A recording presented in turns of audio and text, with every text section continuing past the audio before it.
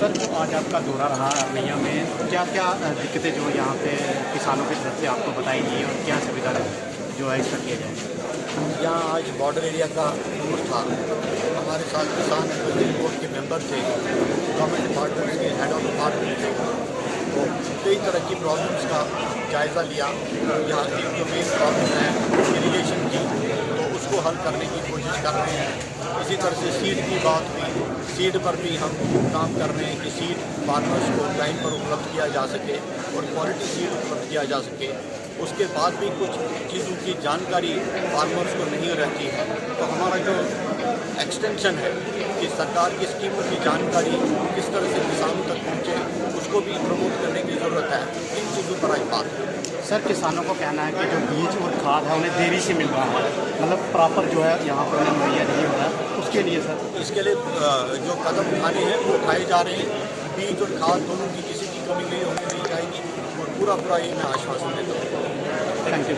जितना सीड हमको चाहिए वो सारा सीड हमारे किसानों को मिल सके, इस पर बहुत ज़्यादा जोर दिया है एपेक्स कमेटी ने और इसको हम ज़रूर पूरा करेंगे। इसी तरह से दूसरा जो चीज़ जिस पर फोकस किया जा रहा है वो है वेजिटेबल्स। अभी पोटैटो की बात है, तो प्रोटेक्टेड कल्टीवेशन पर भारी पैमाने पर किस तरह से हम आगे बढ़ें और उससे हमारे किसानों की आय किस तरह से दुगनी तिगनी उससे भी ज़्यादा बढ़े, उस पर जोर दिया जाएगा। इंटीग्रेटेड फार्मिंग सिस्टम जिसके बड़े ही प्रूवन मॉडल हैं कि अगर किसान इसको अपनाए तो उसकी इनकम दुगनी या तिगनी हो सकती है। ये भी हम बड़े पैमाने पर किसानों में इसका प्रसार करेंगे, इसके डिमॉन्स्ट्रेशन होंगे और इसको प्रोपगेट करेंगे। अभी कुछ देर पहले वर्मी कंपोस्ट की बात, तो वर्मी कंपोस्ट तक पहुंचाना कैसे है, इसके लिए एक महत्वपूर्ण कदम जो एपेक्स कमेटी ने सजेस्ट किया है वो ये है कि लगभग हर पंचायत, पूरे जम्मू कश्मीर में लगभग 4000 पंचायत है, तो ये रिकमेंडेशन है कोई 2000 किसान खिदमत सेंटर सेटअप किए जाए। तो 2 पंचायतों में लगभग समझ लीजिए 1 किसान खिदमत सेंटर, और इस किसान खिदमत सेंटर में हर किस्म की सुविधा जो कि फार्मर को पंचायत लेवल पर चाहिए वो मिल सके। जैसे उसको बीज, उसको खाद, उसको पेस्टिसाइड अगर चाहिए, उसको अगर टेस्ट कराना है सीड का, उसको सॉइल का टेस्ट कराना है, और उसको इंफॉर्मेशन, और हम कोशिश करेंगे इसको कंप्यूटर इंफॉर्मेशन टेक्नोलॉजी के साथ जोड़कर कि किस एरिया में क्या मौसम का रुझान रहने वाला है, किस तरह की सॉइल की कंडीशन है, किस तरह का वहाँ फर्टिलाइजर डालने की ज़रूरत है, कितना पानी देने की ज़रूरत है, ताकि ये सारी एडवाइजरी किसान को उसके डोर स्टेप्स पर किसान खिदमत सेंटर पे मिल सके। तो एक बड़ा कार्यक्रम एक्सटेंशन पर चालू किया जाएगा, जिससे मुझे लगता है कि किसानों को काफ़ी फायदा होगा।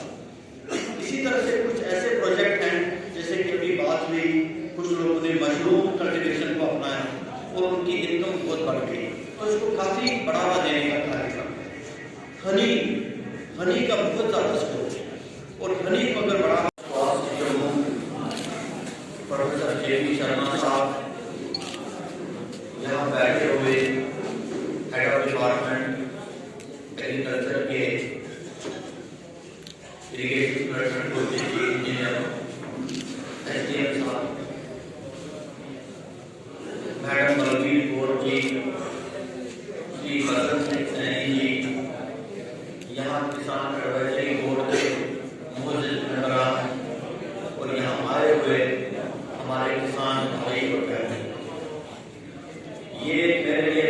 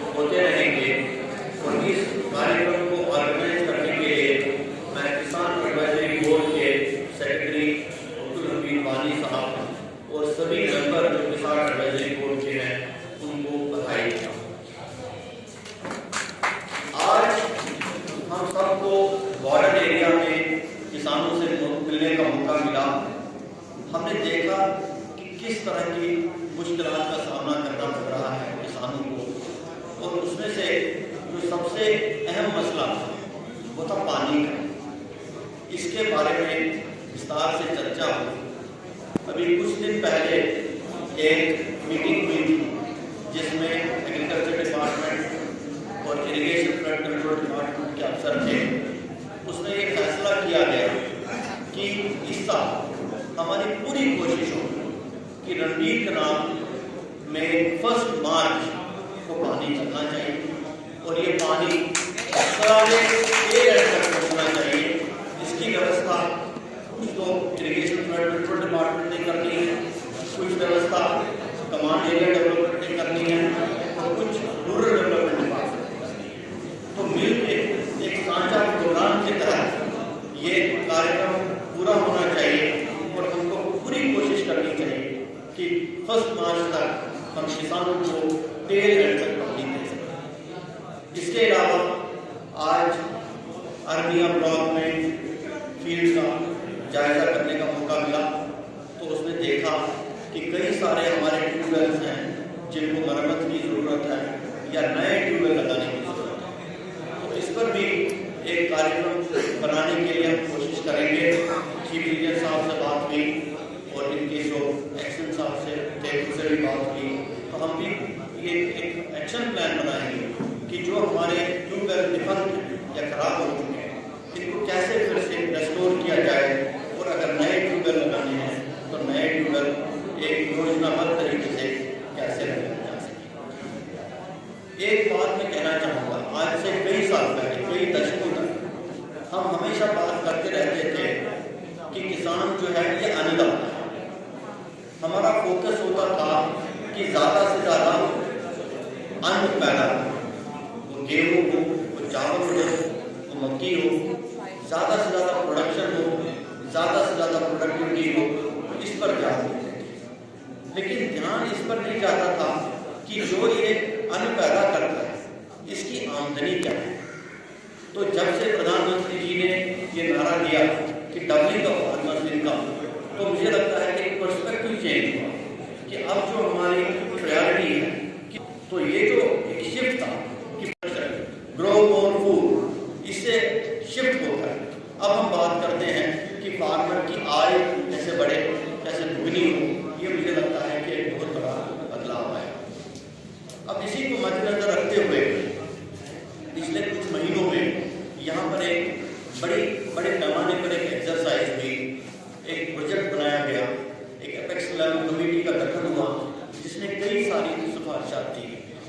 तो ये सरकार कंसिडर कर रही है और मुझे लगता है कि ये जो प्रधानमंत्री जी का विजन है कि हमको फार्मर की इनकम कैसे बढ़ानी है और जो हम सब की रिक्वायरमेंट है कि हमें पैदावार कैसे बढ़ानी है, इन दोनों को कैसे पूरा किया जाए, उसका एक ब्लूप्रिंट। और मुझे लगता है कि जब ये प्रोजेक्ट इम्प्लीमेंट होना शुरू हो जाएगा इससे काफ़ी एक ट्रांसफॉर्मेटिव चेंज आएगा पूरे एग्रीकल्चर सेक्टर। अभी बात हुई सीड की, तो सीड पर एक खास फोकस दिया गया कि सीड हम कैसे ज़्यादा से ज़्यादा प्रोड्यूस करें।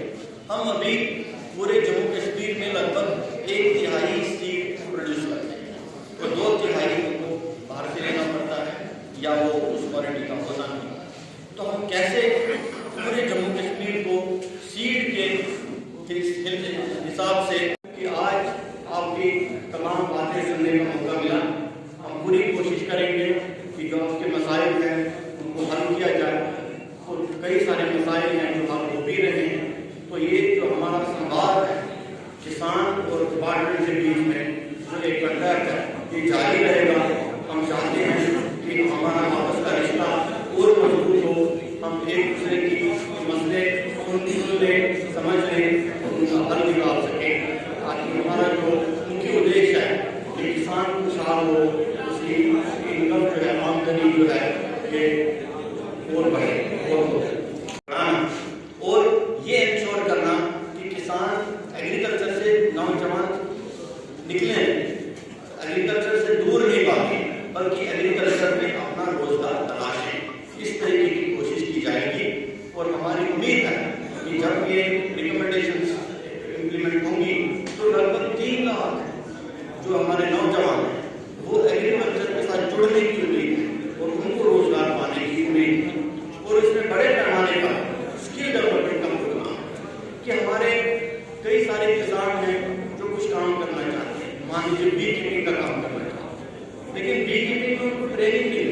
ट्रेनिंग कहाँ से हासिल करें।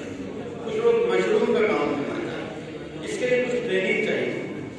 तो हम इसमें भी कोशिश कर रहे हैं इंक्यूबेशन सेंटर सेटअप करना, एक जम्मू में, स्क्वाश जम्मू में और एक स्क्वाश कश्मीर में। रेप्यूटेड इंस्टीट्यूट्स जो नेशनल लेवल के इंस्टीट्यूट्स हैं उनके साथ मिलकर उनके सहयोग से कि जहाँ इस तरीके के स्किल्स की ट्रेनिंग हमारे नौजवानों को दी जाए, उनको इसकी तरफ जोड़ा जाए। बड़े कदम उठाए जा रहे हैं। यहाँ पर एक बहुत बड़ी नर्सरी, एक मेगा फ्रूट प्लांट नर्सरी जल्दी ही इनॉग्रेट की जाएगी और यहाँ पर फ्रूट प्लांट की कमी नहीं होने दी जाएगी। हम ज़्यादा से ज़्यादा एरिया हाई डेंसिटी प्लांटेशन में लाना चाहते हैं ताकि फिर से हमारा जो फोकस है वो किसान की आय पर। इसी तरह से डेयरी सेक्टर की बात मैं करूँगा। डेयरी सेक्टर में मैं सबसे पहले किसानों का आभार व्यक्त करता हूँ कि इसमें सरकार का, डिपार्टमेंट्स का भरपूर सहयोग किया, पूरी मदद की और मिलकर किसानों ने और डिपार्टमेंट के ऑफिसर्स ने मिलकर इसको कंट्रोल करने की जो कुछ संभव हो सका वो कोशिश की। और डेयरी सेक्टर में भी बड़े बदलाव की हम उम्मीद रखते हैं कि दूध का उत्पादन काफ़ी बढ़े, काफ़ी मात्रा में जो दूध है ये प्रोसेस हो, प्रोसेसिंग प्लांट्स लगे। और मैं आपको बताना चाहता हूँ अभी राष्ट्रीय गोकुल मिशन की गाइडलाइंस को थोड़ा चेंज किया गया है। पहले जो बड़े यूनिट्स होते थे इसमें 2 करोड़ की सब्सिडी मिलती थी अगर